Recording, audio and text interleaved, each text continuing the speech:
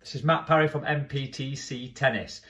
I'd like to start the video today with a massive thanks to everybody that's been liking and subscribing to the videos.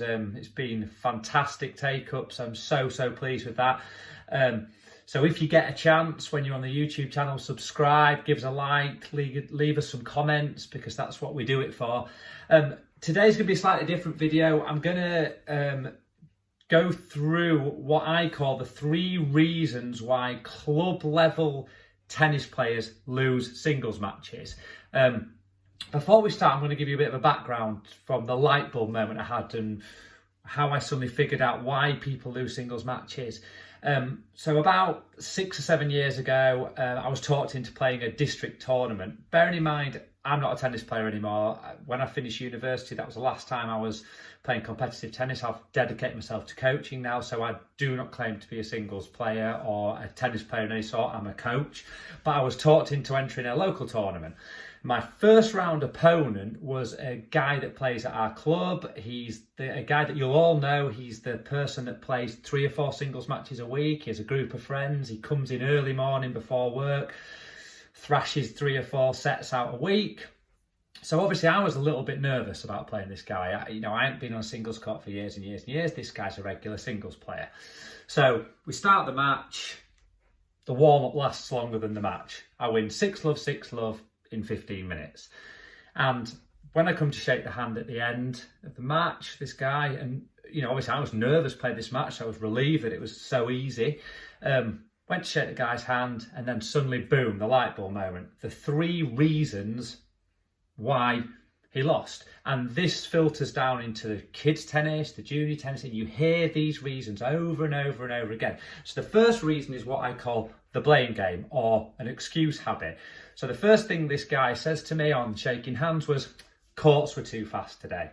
There's excuse number 1. But we've heard all the excuses. Every coach out there could stand in front of a camera and tell you all those excuses. He was a hacker, he was a pusher, the weather was wrong, the courts were wrong, the balls were wrong, the rackets were wrong, the scoring format was wrong. The amount of parents I get who come back from tournaments that'll say to me, oh, he would have won today, but he just doesn't like playing fast fours, or, everything was wrong. So that is number 1 reason why people lose matches. There is excuses, and there cannot be excuses. If you want to be a top level singles player, or not even a top level player, you want to win singles matches, you cannot have excuses. There's nothing you can do about it. They're uncontrollable things. So first one, excuses.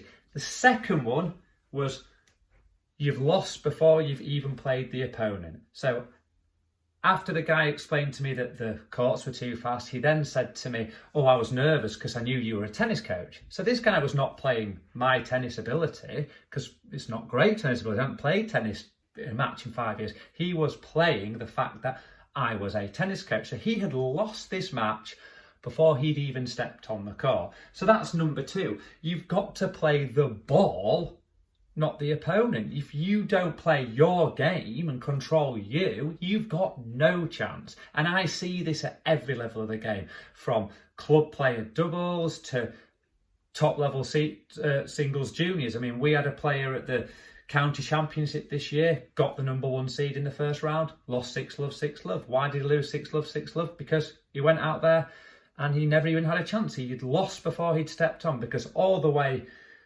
up to this match, he talked about playing the number 1 seed. He'd lost before he'd hit a tennis ball.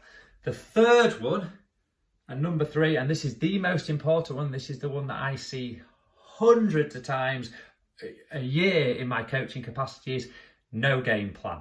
So my motto to every player out there is, any game plan is better than no game plan. So again, on shaking hands with this guy, he actually said to me, I thought you would be a better player than you were. All you did was get the ball back in court. Well, after the first 3 points of this match, I realised all I had to do was push the ball into the court and let this guy whack the ball out the back, knowing that he had no plan. He didn't have game plan 1. He certainly didn't have a backup game plan if that was going wrong. So I knew that my game plan, really simply, after a minute of watching this guy, was get the ball in the court. So that's the third and final one. You have to go into any match you play, whether it's social level doubles, high level singles, with a game plan. And even if it is the wrong game plan, it is better than no game plan. So, they're my 3 reasons club players lose singles matches. The things that you can work on. I'm sure if you listen back to this video, you will find little bits of nuggets in each one of those, and you'll definitely be able to relate them back to behaviours that you have on the tennis court. Thanks for your time. If you like the video, please subscribe, give it a like, give it a comment. If you don't like it, send us a comment as well, because it's great to get feedback. Thanks a lot. Stay safe.